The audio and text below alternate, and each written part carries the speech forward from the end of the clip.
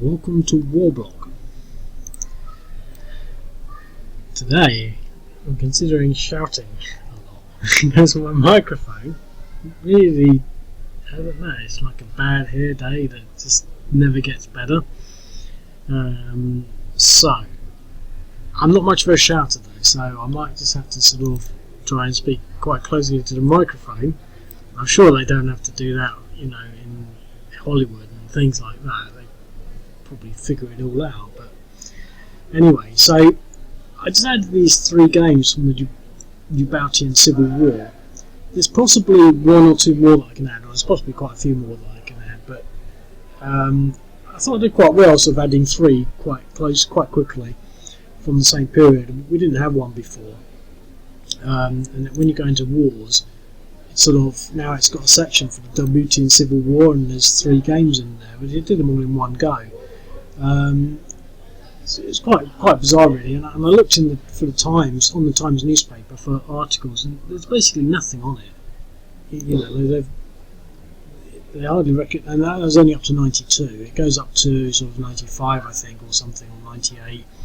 I can't remember when it finishes. I think there might be some more significant periods, but it didn't really seem that way. It seems that after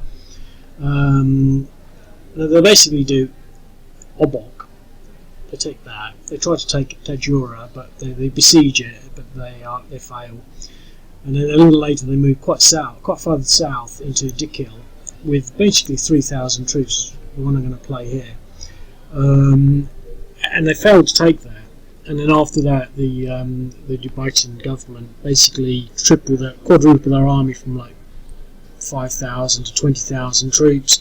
They get a lot of French military support, and they basically end up basically taking back what the actual rebels managed to take. Who are the rebels? FRUD, that's right, FRUD. So basically the extra scenario that I could be doing is twofold. It's firstly during the sort of 91 era, I'm not sure when it goes on to 91, 92, when the FRUD units take most of the northern area of Djibouti, and also the other scenario that I haven't done and I'm thinking of doing, but I probably won't because I don't want to just sit there doing it. But the thing is, otherwise I just forget. But I don't know. I'm not planning on doing it because I've got this one, Sierra Leone, which is massive. So that's going to take up all my brain power. But the thing is, there's when the FRUD take all the northern territories, and then there's the scenario where the Djiboutian government take them back. There are a few others that are referenced in the Wikipedia. Let's have a look at the Wikipedia thing. So as you can see, it's not actually very long, and so we've pretty much covered it. This is sort of what it says. I can find no reference. This is what we're going to do now. With about 3,000 FRUD rebels, they attack the government institutions in Dikhil. But the attack was repelled. The writing's not actually that great on here. But the thing is, that what's significant about that is 3,000. Well, they only had a total of 3,000 in 91, and in 94 they had 4,500. So that was probably about as near as they could get to actually doing it. I mean, that was everyone against Dikhil. So the government responded by increasing its armed forces from 5,000 to 20,000, with support from France. They went on the offensive, capturing most of the rebel-held areas, and so it ends in sort of 94. But as you can see, there's not a lot more beyond this. So we've got the siege of Tajura, we've got Obok, we've got that, and it's Tajura again. It says that sort of the government troops and FRUD rebels clashed in the Gagade, Karab and Bekaneb districts, but that's fairly vague. Clashing isn't really a sort of an event, so I haven't done that one. It says there are a couple of others where, for example here, December 1891, when the government troops entered the area Hariba inhabited by the Afar, but all they do is open fire on crowds of people, etc. They kill a lot of people, but you know, what I'm saying, French troops deploy in the north to aid government forces. There isn't really a lot here that is in addition, and so I think there were going to be a few things, but it's one of these sort of periods that I hadn't actually had any of them before. I sort of, you know, to be quite honest, I don't have a sort of a very definite process for sort of going through the wars, and so I sort of assumed to some extent I've done a bit of everything. And when I found out I hadn't even touched this one, as well as the Sierra Leone one, I haven't done any of those. There's no Sierra Leone in this list. I think I've got it now because I've just added it, but you know, if you click it, it's just that one that I'm starting now, so I haven't done any of that either. I am starting to sort of look more at this list and then compare it to, you know, the lists available on the internet, mainly Wikipedia's list of sort of wars, and then I'm going through and trying to get a bit of everything. But the thing is, although it says up here 22nd, you know, this is a new feature and all scenarios are flagged up to their corresponding wars, 22nd of December, that's like, you know, half a year ago. I still haven't really gone through it. There are loads of games in here. I can't remember which ones in particular, but I flagged up a few that were already in there quite a long time ago. I mean, for example, the Rwandan Civil War. I mean, there's only one in there. I think I've done a few more, but that wasn't flagged up. And this is an old game. It's got the newer roads, but you know, so I could probably already expand this. There's probably a few battles in there, a few conflicts, you know, from things that are not actually in there at the moment. For example, the Sand War, what's that one place in North Africa? I can't remember what it was. I'm sure it begins with A. But there's quite a few. There's quite a few wars. I'm just bugging me now. Let me get a map of Africa up on this other. I'll remember it just fractionally before I get there. Or not. Algeria, fractionally before I've just clicked the map. It hasn't finished loading yet, but I've got it. I knew it began with an A, the Algerian War of Independence. That's not in there. I haven't actually done any from that, though, I'm pretty sure, but it's a fairly big one. But the thing is that there are quite a few sort of, you know, there's quite a few things that already exist, and I'm going to expand on this. But anyway, so, you know, so what we're saying is we've got, you know, some of the major events of this war already done. So I'm not going to play this one because it's just a bit simple. I'm going to have a look at this one though. Now, the only thing to say about this, well, the only thing to say about all of them is I first designed the counters. I mean, obviously not a huge amount of you know, creativity has gone into them, but based on their flag colours, etc. So you can see these screenshots. It's sort of got the blue and this sort of green, and you can't really see them very well. And here you can't really see them. So I did actually go back, and you can see that there's the these are all the government units, I think, but I've changed them so that they're a little clearer. I sort of was, you know, I was thinking, because I'm like that, I was thinking, no, right, if you can't tell the difference, then tough, you know, I've chosen the colour scheme. I quite like the colour scheme, but I conceded, I was battling with myself, I conceded that you can't see these units, and they did look pretty bad. They were sort of like optical illusions, and it was quite difficult to see them. It's like the same colour on the same colour. So anyway, hopefully this is a compromise. I know they're not perfect because you can't really see the outline too much, the blue on the green, and the same here. But I think that it's easier. You can pretty much see these are infantry, that's artillery, motorised. You can see it now. Before it was quite difficult. Now the only thing to say about this game, we'll just get straight into play mode, is that other than the Wikipedia entry that sort of states with about 3,000 FRUD rebels attacked the government institutions in Dikhil but was repelled back. That's it.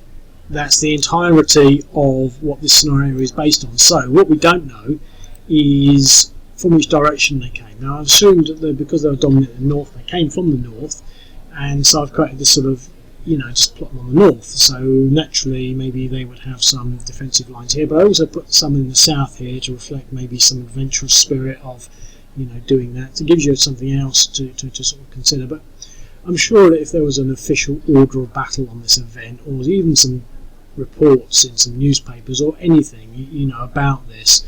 And one thing that surprises me, after I finish these and I sort of look at the videos after I've uploaded these videos, quite often there are related videos that show everything about what I've just been doing and talking about in the dark. So the Masara one was quite good, because I thought I just got it from the Times newspaper and then I saw a video and realised it was a pretty major event. And of course it was a major event because there's 100,000 units involved, troops involved on the sort of government side.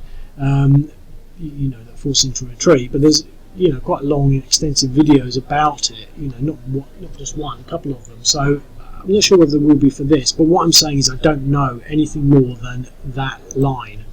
So it could be that they came, all of them just came down this road, or they came down this road. It could be that they had a line of defence that was basically just a shell around here, or it could have been they had extensive lines from here. It could have been that these rivers were far more significant. It's interesting that they've got this sort of pattern like this. So essentially we don't know what the sort of deployment was, so this is just imagination, so you can't sort of say, if you knew about this you'd probably find that it's all wrong. Exactly how did this sort of go down? Did they sort of just drive 100 miles, and was this all a surprise attack, or did they have an established front line there? Because you couldn't get much further south in Djibouti than this. So we're just going to sort of play. I'm not going to play it all the way through. I just really wanted to give it some introduction, really. But let's just have a quick look at the map. So obviously they're fortified. I have actually sort of been looking at it and sort of thinking, how would I do this? And to be quite honest, I thought, well, I don't know. And it does actually look pretty tough. So I'll get my fantastic drawing tool out, and let me just choose my favourite colour, red, and maybe I'll stick a line here. It seems to me that that's actually quite well defended. Now, I don't really know what I think about when I deploy these units. I just sort of plonk them in there, and I don't know why they're sort of as they were. I seem to recall I put them in twos to make them just a bit tougher, because otherwise they would be walkovers. But this looks actually, and I put one on this side of the river and then one on the other, sort of, and I had no idea whether this bridge would be significant, but it is, I thought, well, if anything that would be significant would be that bridge, and they'd have troops on both sides, and there's no reason why they would have it on just one, because they didn't know this was going to happen. So but the thing is, that's actually quite a defensive line. And when we've only got a few troops here, this is actually a difficult section to sort of deal with here. But here, let's reload. I don't like that thick line, I prefer the thinner one. So red. So what I'm saying is, here is a bit tough. So I will probably possibly maybe more. I would be thinking at least to start off with holding on that. But here it gets a little thinner, so much so that there's this huge line straight down here. And I was thinking, well, we could just sort of, it's not even just there. You could almost pour down here.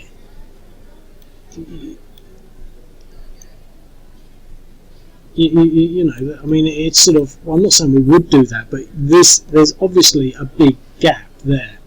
There's a little gap there.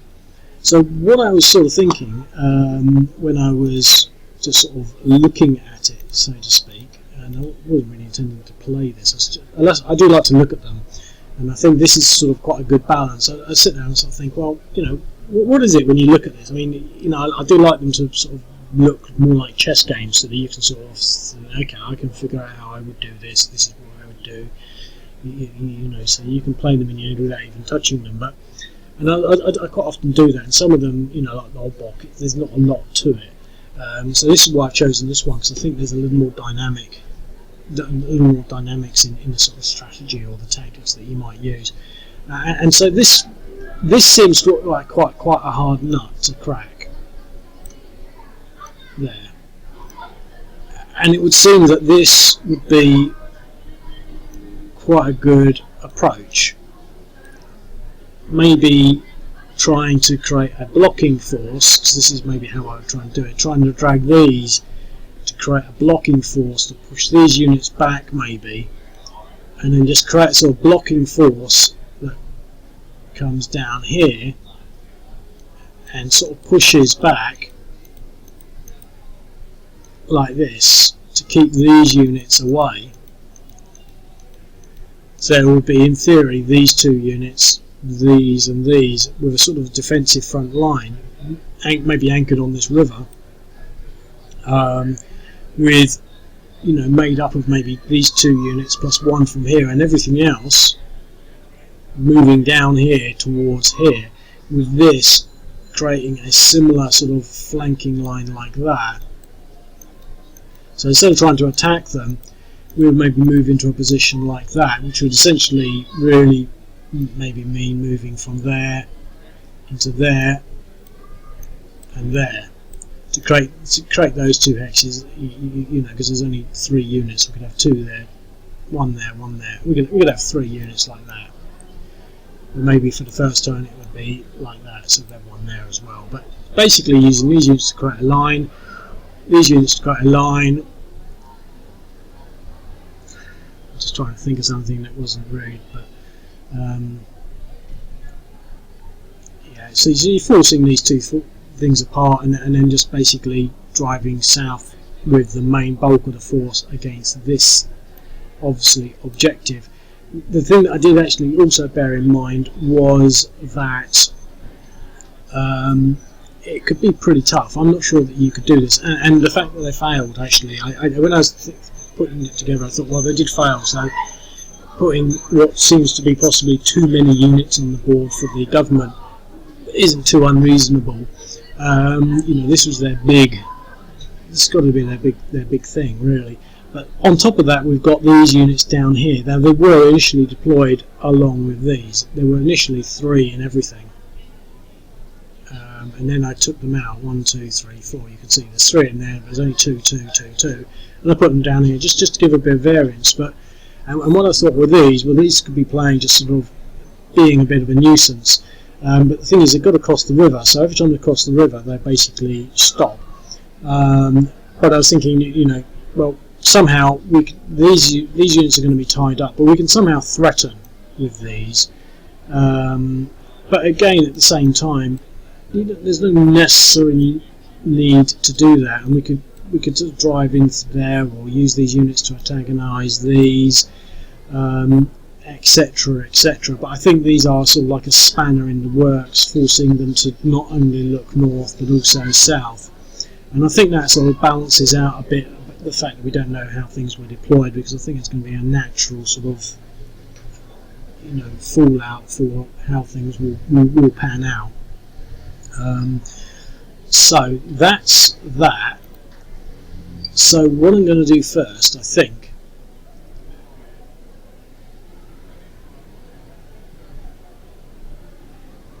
let's just look at what we've got in here. Now, one thing to notice in here, and I think I might have again put in too much, is that they're over their stacking limits. Well, there's no question of that. They've got 1, 2, 3, 4, 5, 6, 7. They've got 8 units in there, and they can only have 5. Stacking limits are 5. I keep thinking they're 4, but it's 4 or more. It's 5. I can't remember what it is, but basically, they can only have 5. But if they had 5 units in there, you would never be able to attack. They would never be able to get their insurgent bonus. So it's going to be really tough. Now, because they can't have more than 5. Essentially, they can't put more in there, and at some point they will have to take something out, or if they do, they'll take it out and they won't be able to replace it. It's a bit of an odd one, and obviously I did that knowing my stacking limits are now in play, and so that's that. As I say, it looks pretty daunting.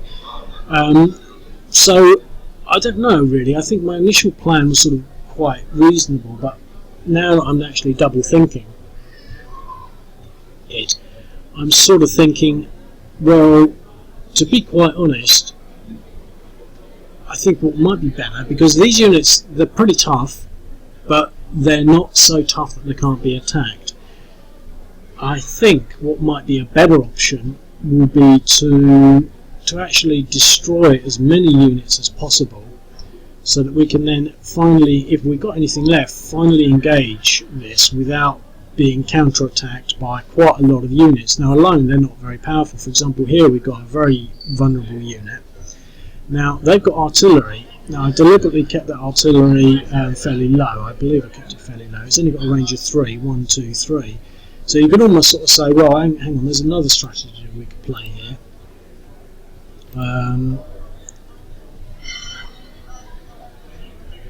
Let's use the light green.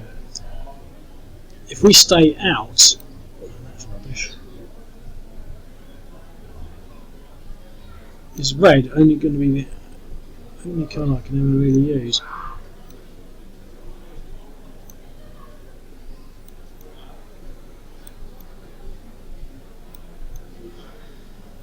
Oh, look at that. So as long as we stay outside of that range, their artillery 1, 2, 3 won't be able to get us. 1, 2, 3. So it might be better to sort of try and destroy somehow all of these units and somehow destroy these units,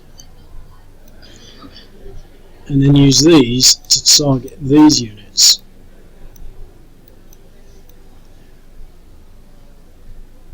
That leaves these ones free to redeploy, and obviously you can maybe redeploy these somewhere, but that might actually be a better way to do it, because if we can then do that, we would then have a little more range on how we approach this, because we can siege it. And the thing is, because they've got artillery, that's going to be a problem, but I don't know. I mean, the one thing to just add is that these stacks are not, they're actually a little more vulnerable because they're just 2s, and if it'll probably stack up to 5, which will be a problem, but that will mean that he's sort of concentrated and we have greater mobility. It's one thing that to sort of bear in mind there. So to be quite honest, I really don't know what to do. This is the fantastic thing about this game, you can play it multiple times, so if in theory I could play it twice. I could use my first strategy, or I could use the second strategy, and I'm just completely undecided.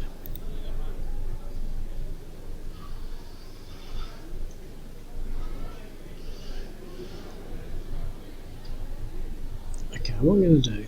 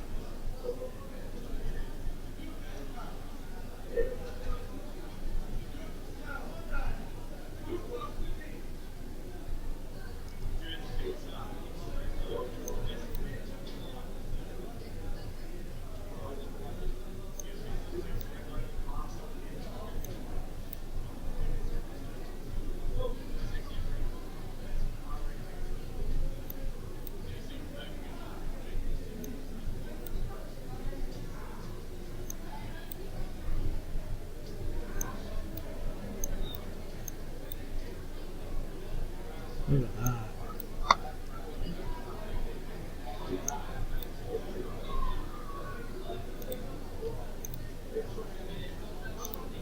Oh, look at that, they've got a mechanised unit in there.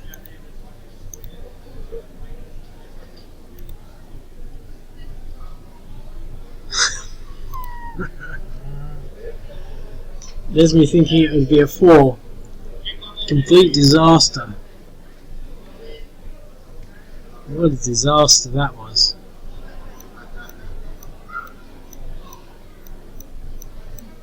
I feel as though I've got a losing hand now.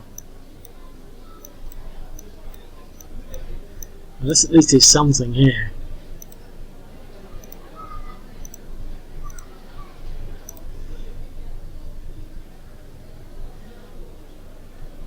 Well, we didn't need that much.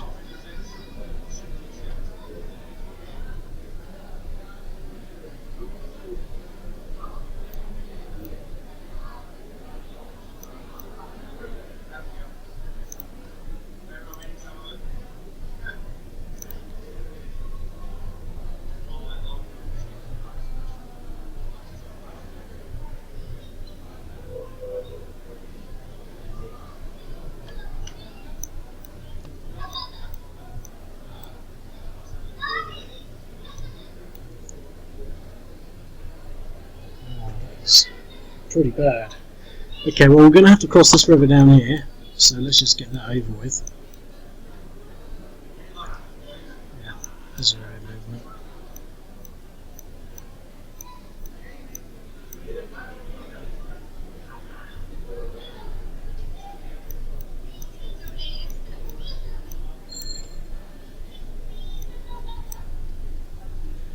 No movement left. What's that? Well, government forces are laughing.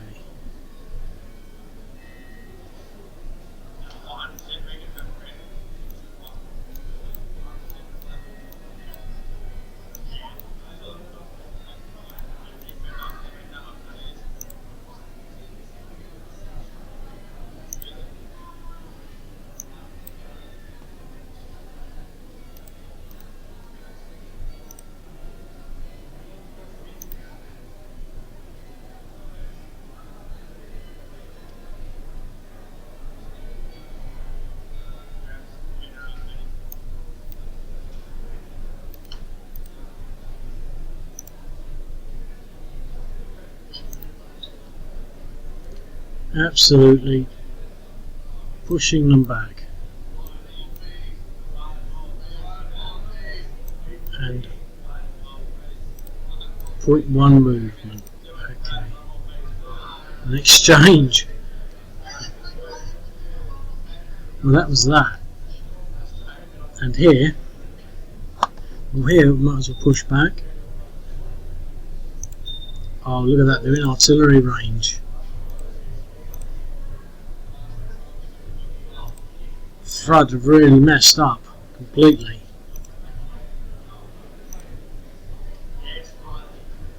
An exchange, they held their ground there.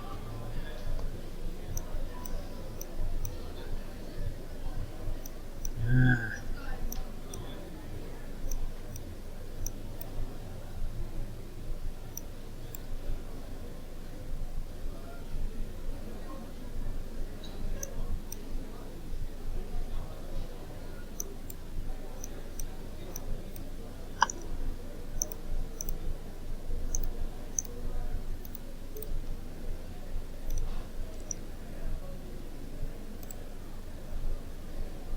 Push them over the river.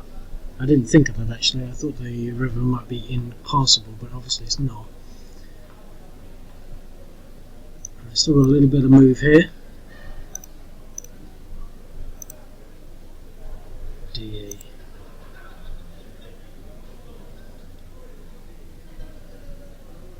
Well, wasn't expecting that. I might give the FRUD units a little bit more, or downplay this.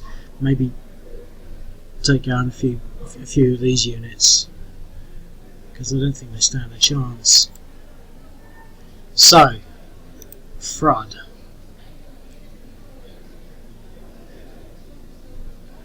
Well, the first thing these guys want to do is get out of the range of the artillery. 1, 2, 3.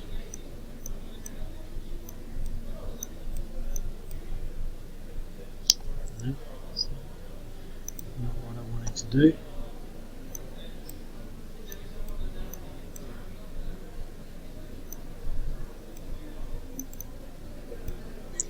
We've just got no movement after crossing that river.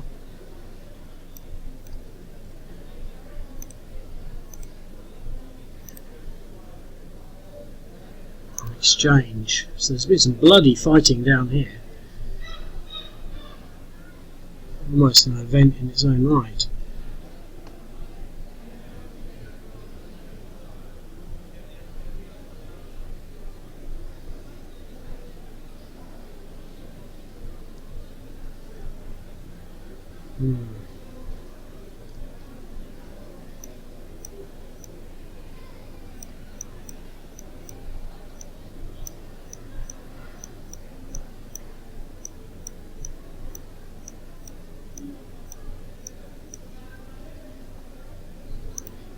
Okay, let's see whether we can punish them in any way.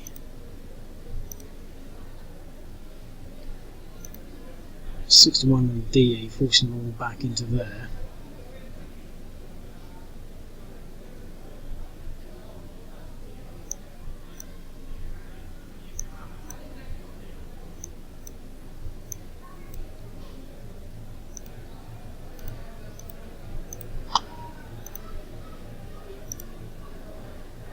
Ah, they've eliminated something. Pushing these units back.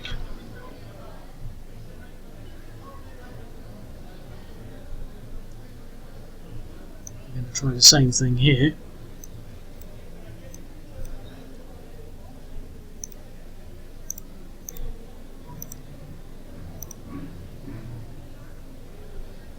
A DE.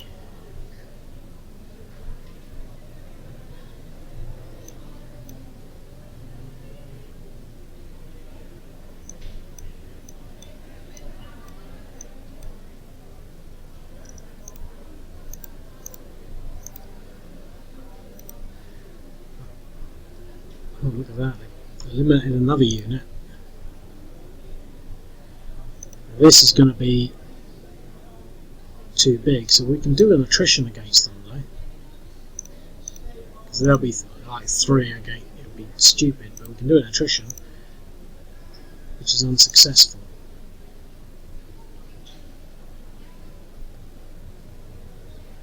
Well, I think they've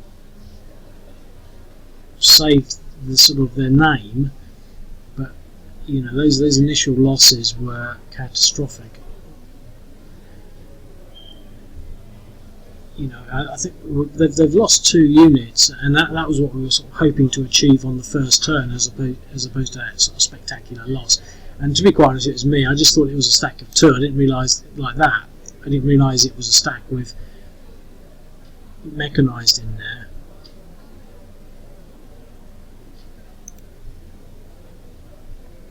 Which takes it to 6. I did almost sort of deliberately keep them under 5, so to give them the ability to do that. Because I knew as soon as the government player had their turn, they would start stacking up to get more than 6 per hex to stop that sort of that irregular assault bonus. But yeah. So anyway, I think I'll just do one more turn. So we're keeping out of artillery range, got 3 fields of attack. So up here, we've got a couple of choices. We can either just attack straight from here into this stack of 3, which would be a sort of a 2-to-1, or we could really go for a 6-to-1 against that.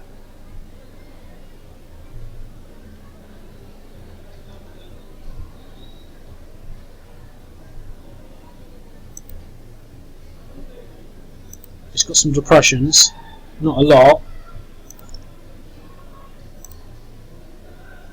He's depressed as well though, so it's tempting, you see. I mean, we can get a more certain victory against that, but we could probably push this unit back and maybe force that depressed unit to rout. It's probably it could only be a 2-to-1, which is not good odds. But we can bring these units over here. Why didn't I think of that? Why didn't I move them last turn? And he's got 0.3 movement left. And if we keep him stacked there, he's 6, and that's going to be much better odds. Probably not brilliantly much better, but maybe 3 or 4-to-1. Yeah. Didn't eliminate that unit, but we pushed them back quite happily. He's got no movement left. He's got some movement, but I think we're going to leave everything stacked there. We've defined the front line in that sector. Here, 3 and 1. I think he's going to just sit there and recover. But what have we got here? Quite a nice big stack. So who's mean, he's got a 5 depression in there, so let's just go against that.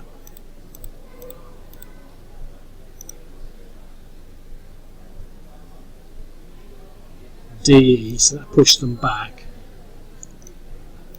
And go against this stack. Getting a DR. I'm going to leave him there because I want to recover. Here, what I'm actually going to do here is pull back. The reason being that that will draw him into artillery range.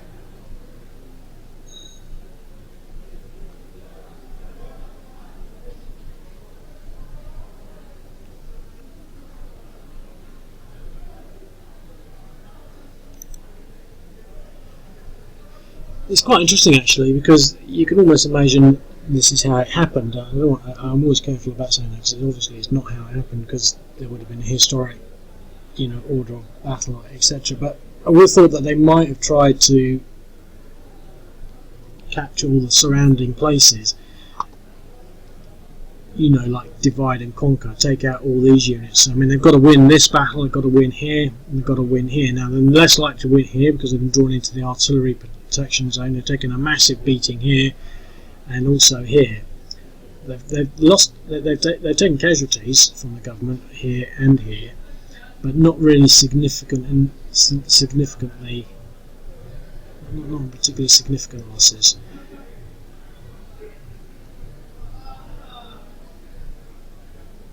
So I think I'd rather sort of at least sit there and try and destroy that unit.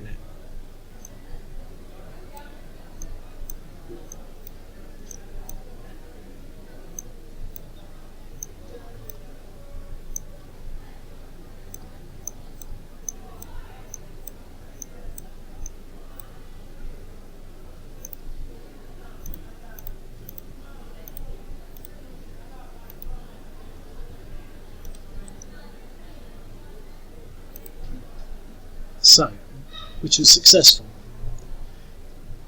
But this is a big stack. We're protected on this side of the river on these ones.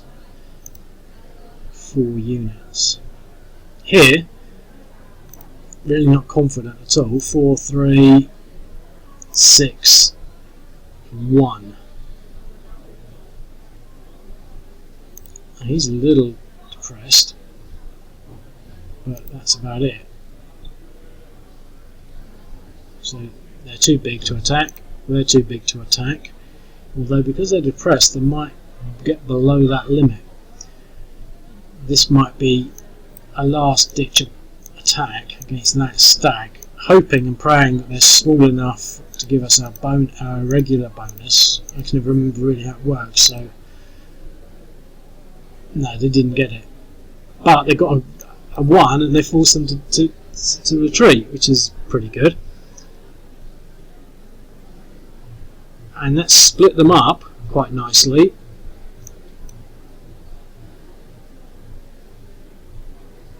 Well, we're going to move him there, so we can either attack now into that unit, which is depression of 2, or this one, depression of 7 and a 2.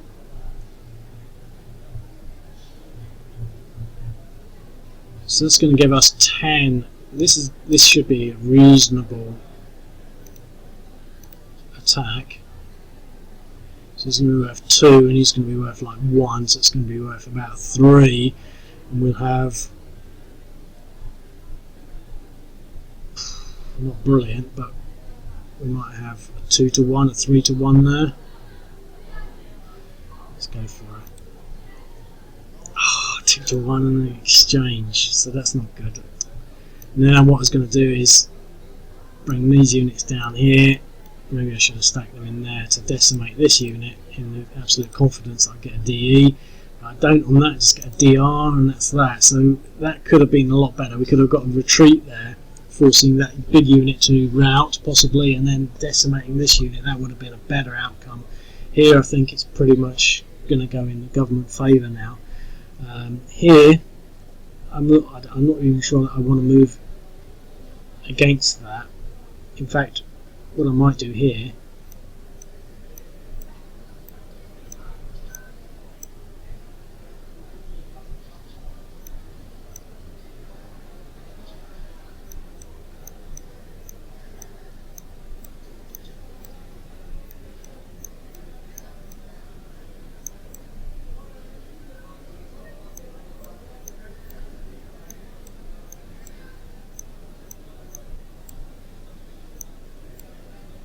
swing up this way. And the problem is we're going to go across this river. But I'm going to leave it at that, because I don't want to spend too much longer on this video. That is actually pretty exciting, as ever. They always get me excited. I'm sort of thinking, I mean, there's quite a lot of units over here. I'm not sure we could really compete against these 4 units. But what I'm going to do is I'm going to give them a couple more units, and I'm going to take away, I'm going to replace these, because they just make them too tough. I don't want to make it a balanced game, because I still think it's excessively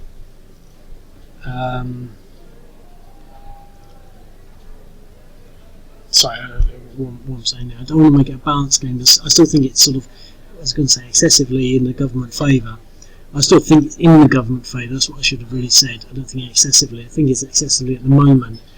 I think it will still be in the government favour, but you know, I would have thought that maybe, I mean, the thing is, I don't know, I've only just played it, so I'm not sure really whether or not the, you know, we've reduced three government units. I mean, that's not too bad, but you know, what I was sort of hoping would be, the outcome would be they sort of, I don't know, I didn't know what I was going to play the strategy. The other one I had was the first strategy I was going to use, but what I thought was that we would just find attacking this place was not going to work. I think the way I envisaged it was, it would be a case of, you know, mopping up all these units with our superior irregular skills, but then only having, say, 5 turns to get a siege result on this, by which time, after 5 turns, the artillery would have decimated. You know, if we'd haven't done it in 5 turns, they would start suffering from this artillery that's in there that is quite potent. I mean, there's 2 lots of it, there's not just one.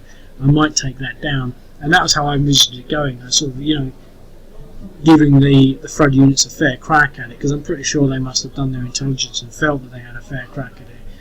Because this current sort of situation here is that it's almost a suicide mission, and they'd have to be damn lucky to get anything, and I don't think that was really how it would have been perceived from the start. But it's an interesting game, definitely. Be interesting to see what the permutations and variants are, but I'm going to make some adjustments. I'm not sure exactly what, but I think I'm going to replace these mechanised units with infantry. I think I'm going to take out one of these artillery pieces. I'm going to give these just an extra 1, maybe 2 units, maybe over here. Okay, I hope you enjoyed that. I hope you want to play this game now and get your head around the Djiboutian Civil War, and I'll speak to you later. Cheerio.